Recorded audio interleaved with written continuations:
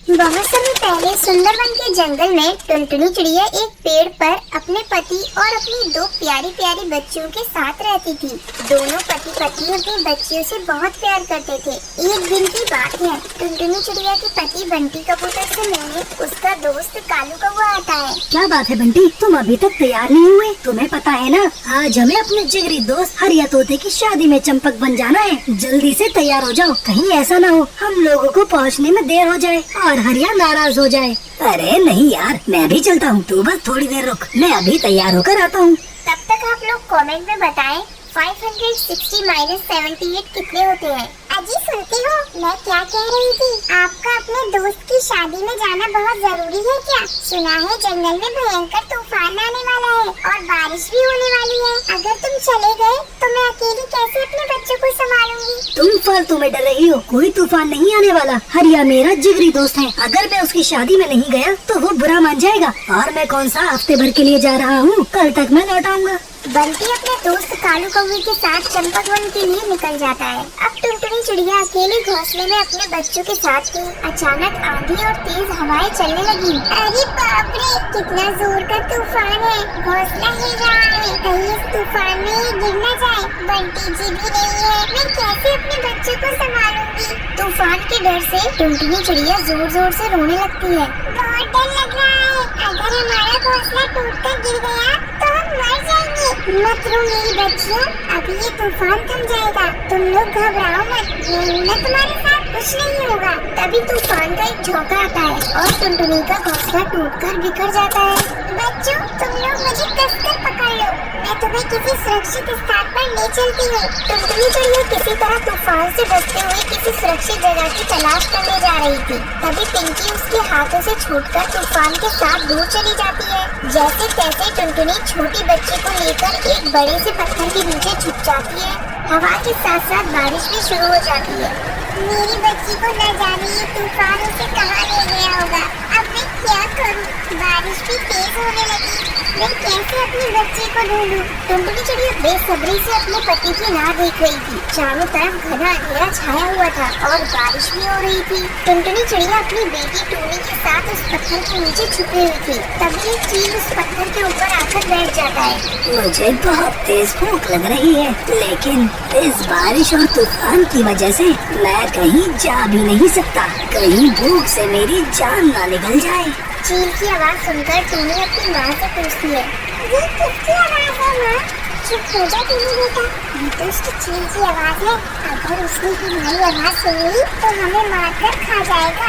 चील का नाम सुनते ही टूनी चुप हो जाती है। तभी कुछ लाल चींटियां टूनी को काटने लगती है। ये देखो माँ, पता नहीं कहाँ से ये लाल चींटियां आ गई हैं और मुझे काट रही हैं।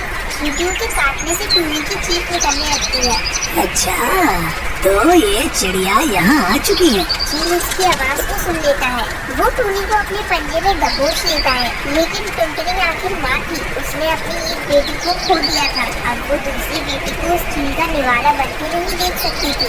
वो जोर जोर से चील पर हमला करने लगती है। चील छोटी बेटी को छोड़कर टुनटुनी को दबोच लेता है और अपने घर की तरफ उड़ जाता है। अरे ओ मेरी जान, देखो मैं तुम्हारे लिए नरम नरम चिड़िया लाया हूँ। आओ हम दोनों इसके स्वादिष्ट मांस को खाते हैं। उसकी पत्नी उसकी आवाज सुनकर उसके पास आती है और उसे कहती है, जल्दबाजी मत करो जी, तुम जाकर जंगल से लकड़ियाँ लेकर आओ, हम इसे आग में भूनकर खाएंगे। ठीक है मेरी जान, मैं अभी जाकर जंगल से लकड़ियाँ लेकर आता हूँ। और वो ये कहकर जंगल के लिए निकल जाता है। इधर टुनटुनी चिड़िया अपनी किस्मत पर आंसू बहा रही थी। वो जोर जोर से रो रही थी।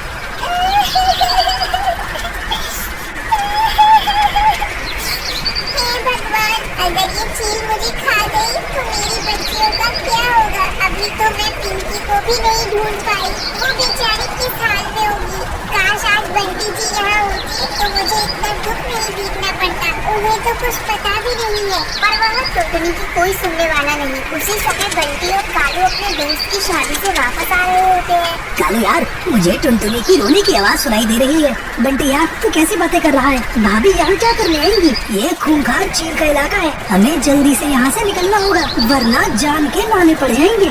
बंटी कालू की बातें नहीं सुनता। वो झूलते हुए टुनटुनी के पास पहुंचता है। बंटी किसी तरह टुनटुनी को उस पेड़ पर से खोलता है और वो दोनों जान बचाकर वहाँ से भागने लगते हैं। तभी चील की पत्ती वहाँ आ जाती है और वो बंटी को पकड़ लेती है और उसे पटक पटक कर मार देती है। अपने पति की इस तरह मौत पर टुनटुनी बहुत दुखी थी, लेकिन वो करती भी क्या, वो भागकर अपने घर आती है। रास्ते में उसे अपनी दोनों बेटियां घायल मिलती है। वो उन दोनों को लकड़ी गाड़ी पर रखकर एक पेड़ की खोल के पास पहुंचती है। ऐसे ही कई दिन गुजर जाते हैं। दोनों बच्चे स्वस्थ हो जाते हैं। माँ पापा कहाँ हैं? बहुत दिन हो गए, अभी तक नहीं आए। क्या बताऊँ बेटा, अब तुम्हारे पिताजी कभी घर नहीं आएंगे। उस जालिम चील ने तुम्हारे पिताजी को मार डाला। उन्होंने मुझे बचाने के लिए अपनी जान दे दी। दोनों बच्ची अपने पिता के बारे में सुनकर रोने लगती है। टुनटुनी चिड़िया किसी तरह उन दोनों को समझाती है और फिर वो सभी खुशी खुशी रहने लगते हैं।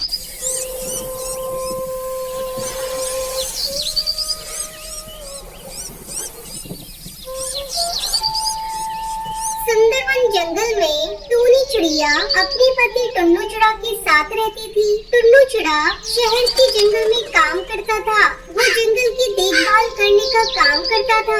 एक दिन जब वो अपने काम पर जाता है तो उसका मालिक उससे कहता है, देख टुन्नू, अब तू बूढ़ा हो चला है, तो जिसे अब अच्छे से जंगल की देखभाल नहीं हो रही है, इसलिए मैंने कालू कौवे को तुम्हारी जगह नौकरी दे दी है। टुन्नू चिड़ा निराश मन से अपने घर लौट आता है। जब टूनी चिड़िया टुन्नू चिड़ा को उदास देखती है तो उससे पूछती है, क्या हुआ जी, आप क्यों उदास हैं और इतनी जल्दी आप काम से वापस कैसे आ गए? टुन्नू चिड़ा उसकी किसी बात का जवाब नहीं देता। टूनी चिड़िया सोचने लगती है, लगता है टुन्नू चिड़ा की तबीयत ठीक नहीं है, मैं इन्हें ज्यादा परेशान नहीं करूँगी। अगले दिन से टुन्नू चिड़ा काम की तलाश में निकल जाता है। कई दिनों तक वो काम की तलाश करता रहता है, लेकिन उसे कोई काम नहीं मिलता। धीरे धीरे टुन्नू चिड़ा बीमार रहने लगता है और एक दिन उसकी मौत हो जाती है। टूनी चिड़िया के सर पर जैसे दुखों का पहाड़ टूट पड़ता है। वो अपनी बेटी को अपने सीने से लगाए रो रही थी।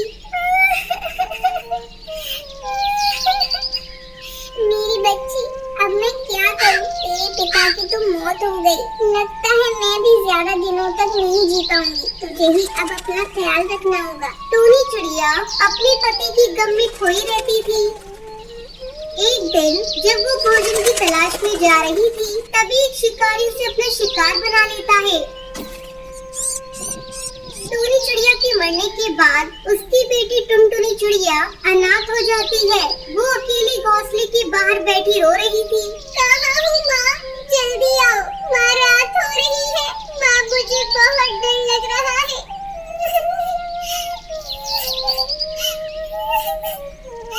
टुनटुनी चिड़िया की रोने की आवाज सुनकर पड़ोस में रहने वाली सुंदरी कौवी उसके पास आती है।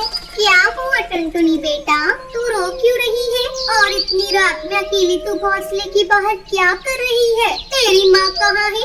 सुंदरी मौसी, मेरी माँ खाने की तलाश में जंगल गई थी, अभी तक वापस नहीं आई। मुझे बहुत डर लग रहा है, कहीं उन्हें कुछ हो तो नहीं गया।